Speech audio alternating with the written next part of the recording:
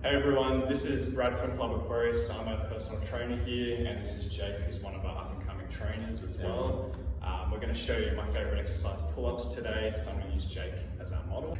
So with pull-ups, I don't like to jump straight into the exercise, especially if I'm doing it first. So I want to do some warm-ups. What I'll usually do is just a bar dead hang. So all that is as simple as it sounds, just hanging from the bar. So you can go into sort of a full dead hang where you completely let your shoulders come to your ears like Jake's doing now, and then you can swap into some scapular pulls, which is more of an active hang where you just pull up by your lats and your scapula. So your shoulder blades, you're basically just pulling together here, squeezing together. So that's warming up some of the major muscle groups used in the exercise. Cool, so usually I do about 10 of those after a dead hang, and then I'm good to go into the exercise.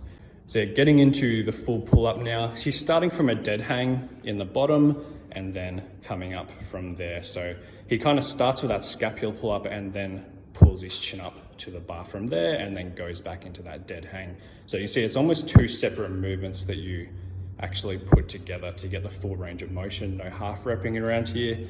So you'll also, if you come from the side here, you can see the angle that his legs are at.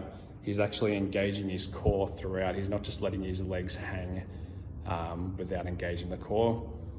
Perfect. From here, you'll be able to see the muscles that are working on the back here.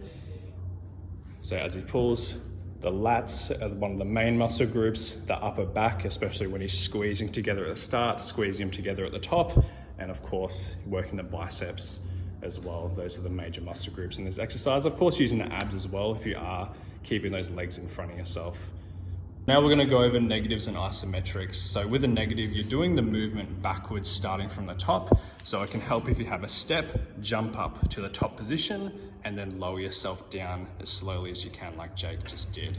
So for a start, you might only be able to lower yourself for 2 seconds, but the point is you will build that up over time and you might do like 5 reps of negatives as slow as you can, but you're building up that specific strength for the exercise, building up the weaker muscle groups.